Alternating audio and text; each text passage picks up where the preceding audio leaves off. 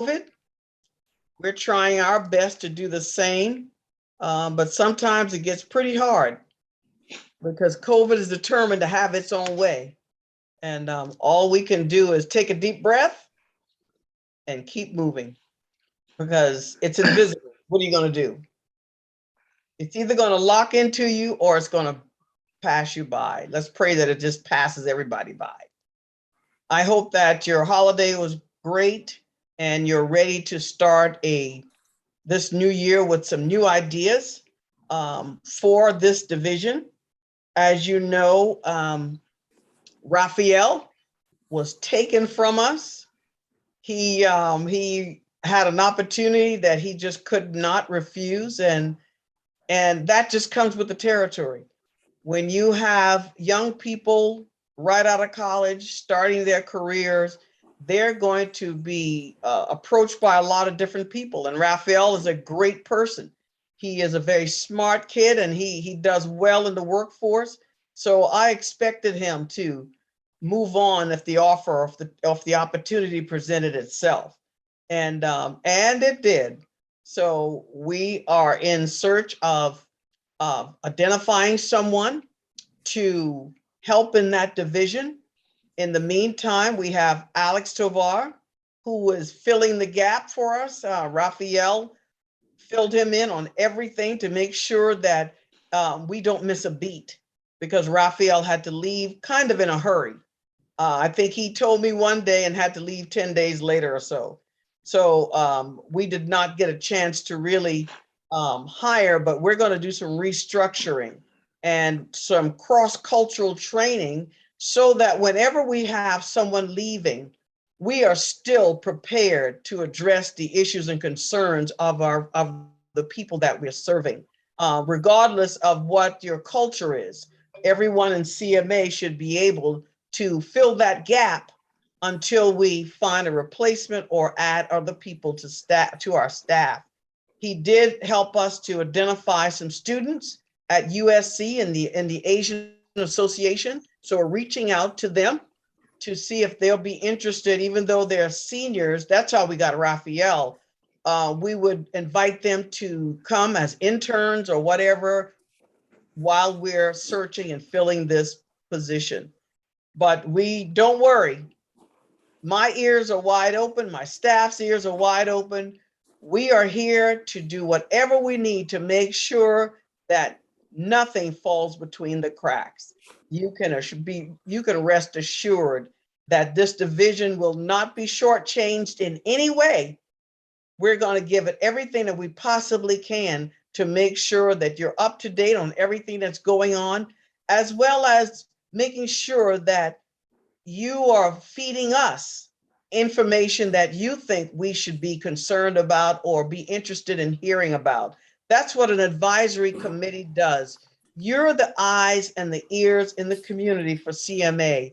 You call us if there's a concern, if there's something going on in the community and we need to address it or help you to address it, you call us and we start working on it right away.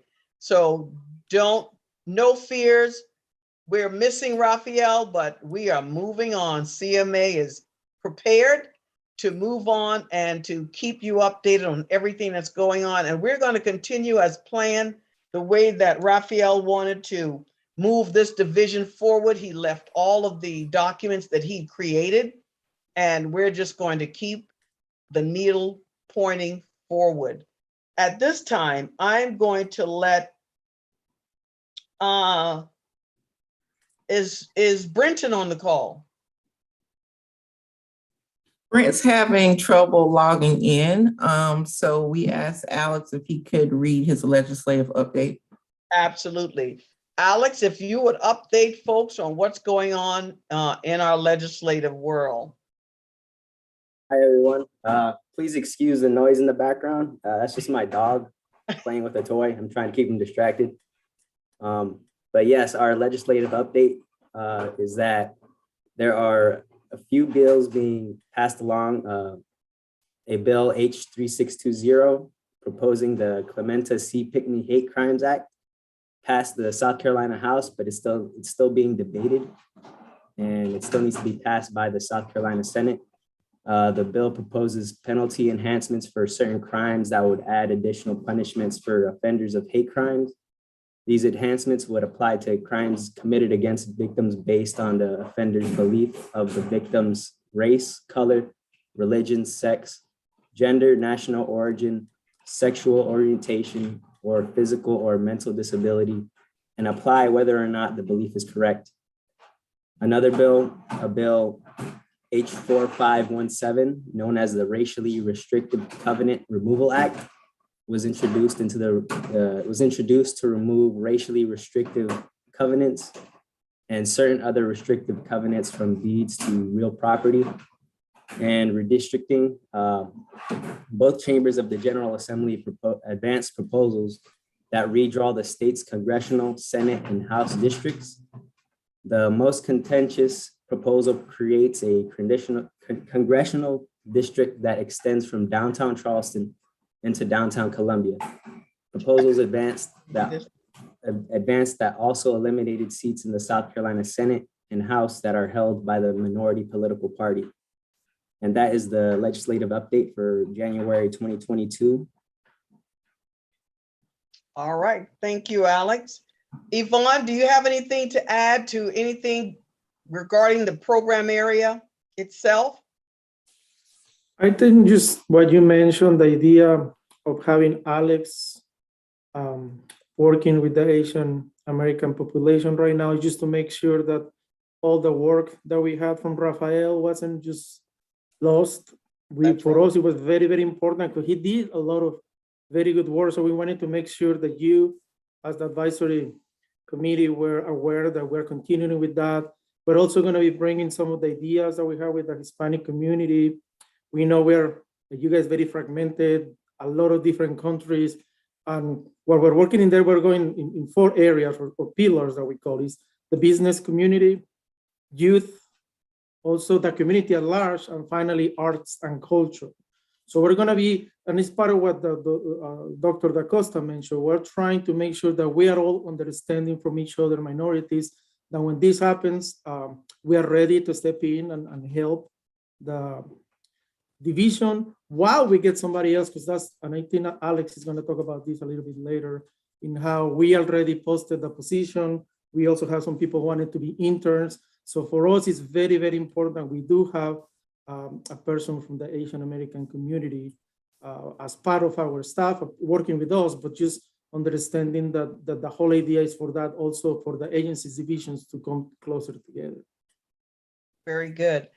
And if you all have resumes or anything you think we need to review, please email them to Alex. We're going to start contacting folks within the next week or so, bringing them in for interviews. If we get interns, we'll probably get several interns to start to keep us going. And then we'll work towards a full-time FTE position as we go along. Alex, can you give us an update on what you're hearing about the position? Yes, we have a few applicants. We have about 6 at the moment that are seem to be one of the candidates. We are looking for interns or a full-time admin coordinator. Is there feedback? I think it's coming from Raj. There are 2 Rajes on the screen. Raj, why are you on the screen twice? Well, yeah, as far as the interns, we are ready to start selecting whoever will be that intern or that admin coordinator. The deadline is February 4th. And I want to reach out to I was going to talk about this. I'd like to reach out to the advisory board for AAPI Affairs Division and get their opinion on what we should look for and what would help. But I was going to say that a little further along, but that's where we're at with the candidates for the intern. Okay. And I'll just go ahead and introduce myself now that I have the mic. I'm Alex Tovar. I am the Hispanic Latino Affairs Program Coordinator here at CMA, and I'm filling in for Raphael now that he's gone. We don't want to leave his position just stagnant. We don't want to let his work just sit there. So like Yvonne said, we want to build upon that, what he created, which is also this very advisory board. He put this board together, and we want to continue his work in any way that we can. We're not AAPI, at least I'm not. So I can't exactly speak for the community as a whole or give my experience, but I am Hispanic. My parents both were immigrants or are immigrants from Mexico, limited English. My dad does construction as a business, and my mom doesn't speak English. So our communities do overlap in that we have a lot of similarities and struggles and issues that we need to overcome. And all that to say is that we can do a lot, even though we are still searching for a good candidate for this position. And that includes things we've done for the Hispanic Latino Affairs Program. Yvonne and I have done. That includes making directories, creating networks for people to get connected together. We also want to continue what Raphael wanted to do, was that creating a student-based AAPI network to connect the student organizations, professors, or any community advocates that would like to get connected across the state in terms of AAPI student education and young professionalism, because that's what we're doing in the Hispanic Affairs Program, and we could apply that pretty simply to the AAPI Affairs Program as well. Absolutely. So there's a lot we can do in the meantime, and I'm very excited to get to do this. And another thing I would like to add is that I would like to speak with you all individually, the advisory committee, just so that I could get a better idea on how I can best help, how we can move forward from here. And it won't be long, probably just like 30 minutes of your day, very informal, and just to get to know each other a little bit better, and how we can help a little bit better as well. And as far as the transition from Raphael to what Raphael did, that's what we'll try to do with the intern and the admin coordinator, get them situated so that they can start slowly, and then eventually maybe they could head the program. If not, that'll come with time, and someone can help eventually. And yeah, I'm excited. I'm excited to start helping. Me and Yvonne will do a great job, I promise. Very good. Thank you, Alex. So see, we have some capable people ready to go, and we need your help in helping us to move this division forward. I see one hand up, Mr. Lee. Oh, I was just applauding Alex. Oh, okay. It's nice to And meet you. and that's the way we operate at the Commission for Minority Affairs. It does not matter what culture. We have to all work together for the good of the people. And that's what I train my staff to do. I've asked them all to make sure that their passion can transfer from one culture to another without missing a beat. And I think we have done that. We've done that for the last couple of years, and that will continue on and on. But what I would like for you all to do as advisory committee members, send your ideas on how you would like for the commission to continue shaping this division. You heard about the legislative actions on the hate crime bills that are out there. What we're looking for is how active you want to be in that process. Do you want to be a part of sending letters to the elected officials asking them to pass this legislation? Do you want to be a part of the advocacy efforts And if so, we want to make sure that you have the materials and the information necessary to take to your different communities to share. Because when we're talking about legislative action, it's a team effort. Everyone has a part to play in order to get that elected official to do what we need for them to do for the good of the people. So we're counting on you to share your ideas, send emails to Alex. He'll compile those and get them to Yvonne and to me and the rest of the team. And we will put our heads together to come up with a strategy or campaign on how we can get these legislative actions moving in the General Assembly. And if there are things in the community that you would like to do and need our help in shaping whatever you're doing, reach out to us. That's what we do. We're trying, our research department is growing. We're building Dr. Fenton's team as we speak. We're advertising. I've asked for a couple more research people in my new budget so that we can have a team of about 5 or 6 people in research, because it is necessary for our agency to have good, strong data to share with the elected officials as well as folks in the community who may need to use this data for whatever reason to promote their particular agendas or their issues. So therefore, we're building up that division as we're building up all the other sections of the commission. There will be some restructuring.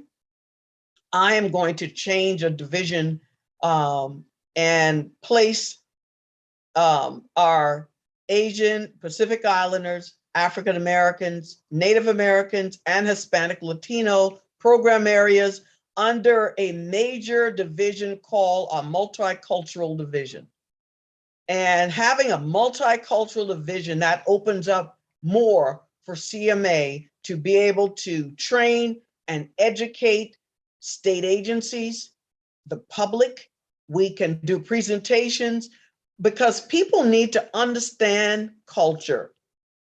And that's a major issue in South Carolina. And if folks understand culture, then they'll appreciate individuals who are different and not use the difference as a negative, as we see oftentimes in the press, as well as around in conversations and everything of that sort. So we're developing a multicultural division. By the end of the year, Yvonne will be the director over those 4 program areas, and each program area will have program coordinators and individual administrative coordinators, still doing the same kinds of work, but I'm just changing the structure so that it becomes a big division, focusing on educating people about the culture of people we serve, and to make sure that all voices are heard across the board. One thing that we're looking for are interpreters, translators. We have several on the Hispanic side, but the Asian community, your cultures are so different. If we could identify any of you who would be interested in, for example, speaking to an elementary school class or a high school class, when folks call and ask us, do you have anyone who could come and talk about Asian Americans, the history of Asian Americans? We want to be able to pull the list of our advisory from our advisory committee and call upon you to share your stories, share your histories, because they're all so different.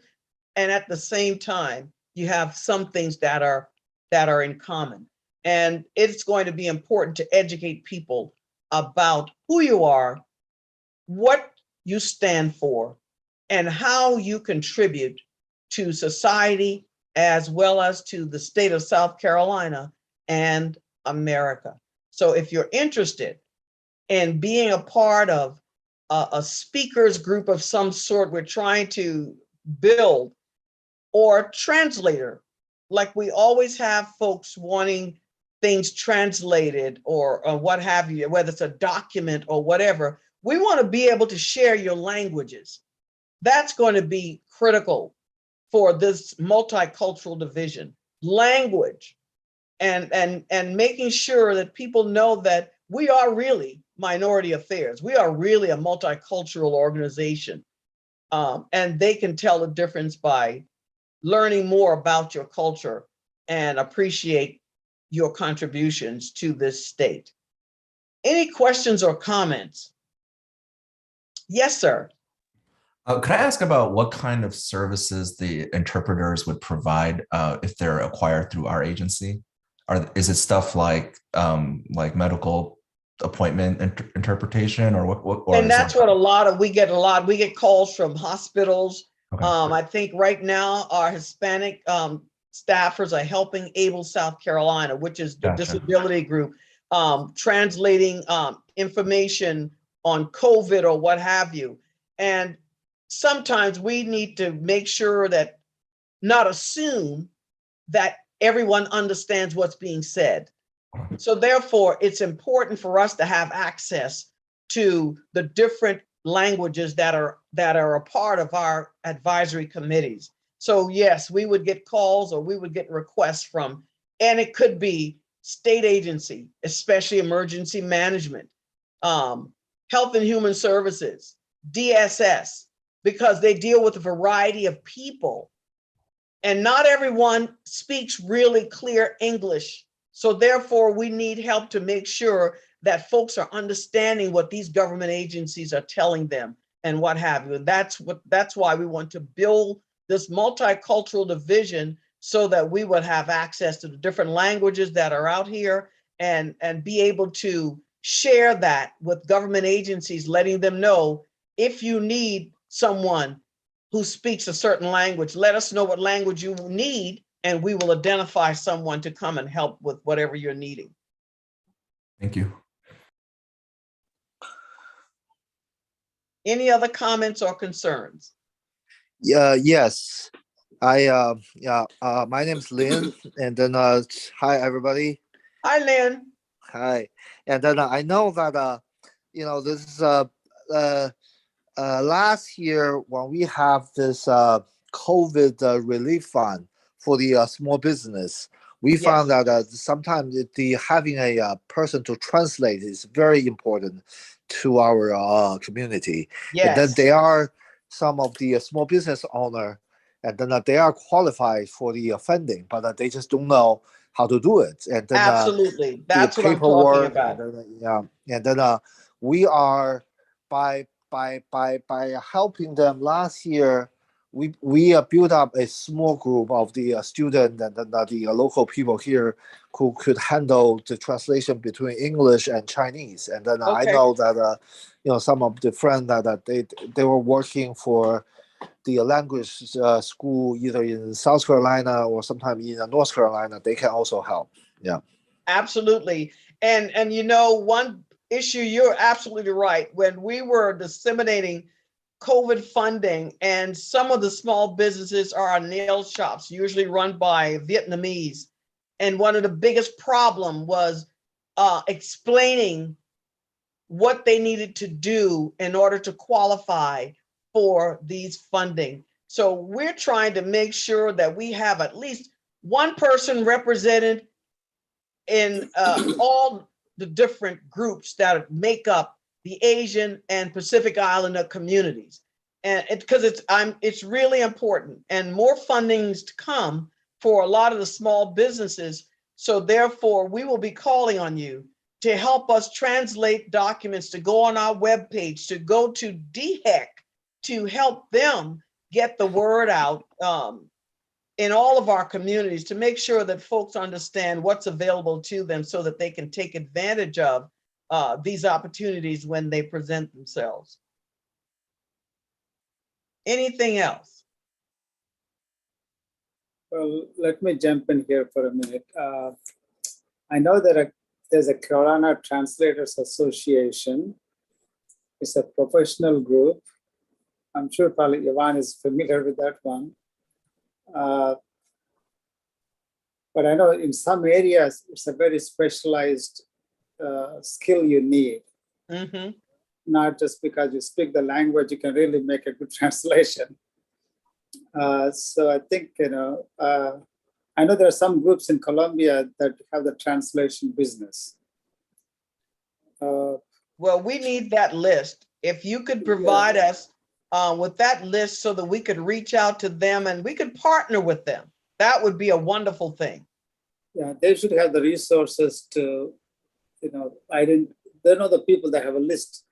They get certified to translate.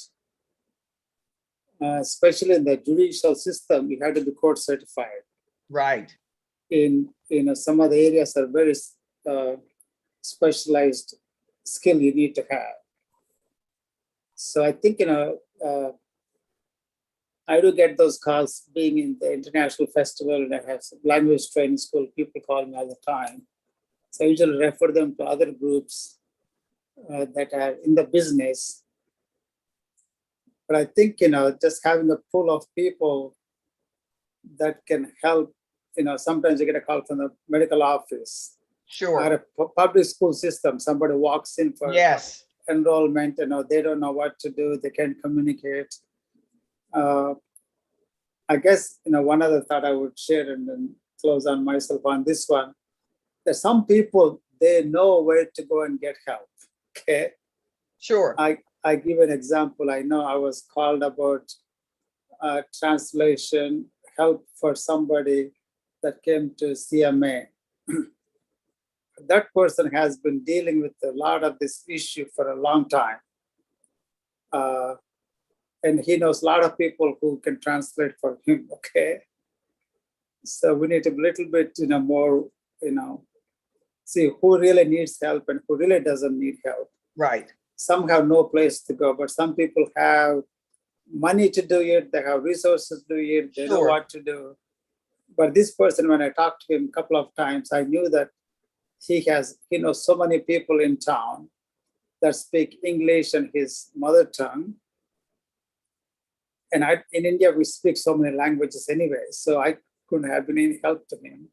Sure. But, so this way, somebody need to balance that of where we need to jump in this type of work and where people have plenty of resources to go. I mean, there's so many Vietnamese are highly educated people in the community. Sure. So anyway, I'll end there myself on this topic. Thanks.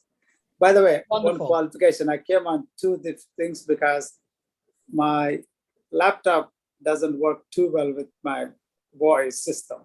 Okay. So initially I had to make one of them, I had to shut up as soon as I sign in. That's what I was trying to get to it. Sorry. Not a problem. I'm going to start joining your Friday evening group again. Please do. We have For a your big one discussion. coming up. We have a good one coming up this Friday. Okay. What are you talking about?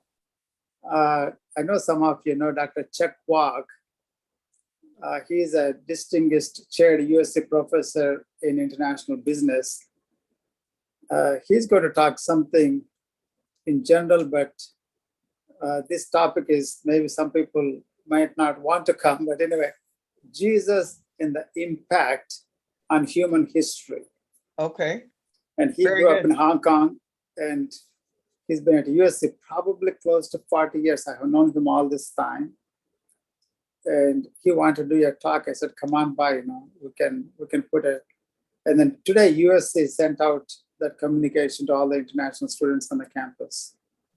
Very good. Then I will definitely log in to hear the discussion. That Thank would be you. wonderful. Yeah, I'll Wonderful. send it to our group here if you don't mind, just to see if Sure. anybody Absolutely. interested. Absolutely. Anything from anyone else? Well, one more thing I'm going to say. We're going to have the international festival sometime in first weekend in April. With the Omicron, that's the way it is. We'll probably push it back to like last year into June first weekend. That way we'll be beyond the winter season. And last year it worked out good. We got about 10,000 people come in spite of the COVID we went through. And we had no infections because of the festival. Right. So are we not going to have the banquet this year? Well, it depends upon how we are going to do in the next couple of months. Okay, But I think the indoor facility, allows Right. us to do it. We will do it, yeah. But that will be again in sometime in late May. well, CMA will be a part of the festival on the fairgrounds. We will definitely be there with you. Yeah, And thank you so much. you need us to sponsor, let us know. I was counting in the past, we had about 130 some countries participate Yes, as national cultural exhibits over the years. very good. Yes, that's a well-attended event that you have out there on the fairgrounds. So Thank we you for will, all of your support. absolutely, we will be there. Anything from anyone else before we leave? I just wanted to add very quickly, something that we've done with the Hispanic division that was very successful is we created this directory of service providers for the Latino community. And we have about like 500 right now across the state. And for everything that we're talking about, like getting reliable interpreters, helping somebody with a translation, assisting people that don't know the system, how to apply for Yeah. something, for the PPP loans, in that extended network, we were able to find people because we also understand that everybody can help in a different way.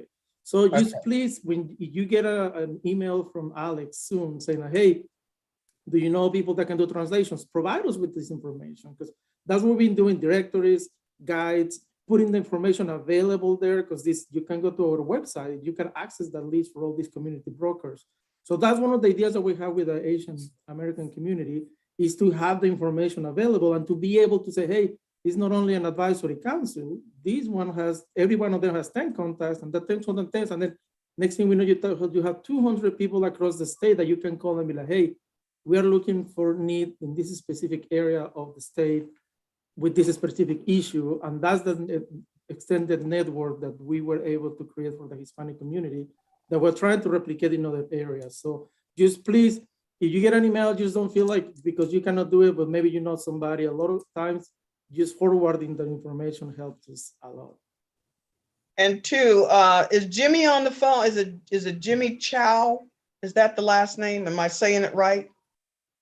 Is Jimmy Chow on the call? He's not here. Yes, ma'am, but he's not here. Okay, well, Ellie. Jimmy Chow has been recommended to the governor to serve as one of CMA's board members. And we are waiting, everything is in play.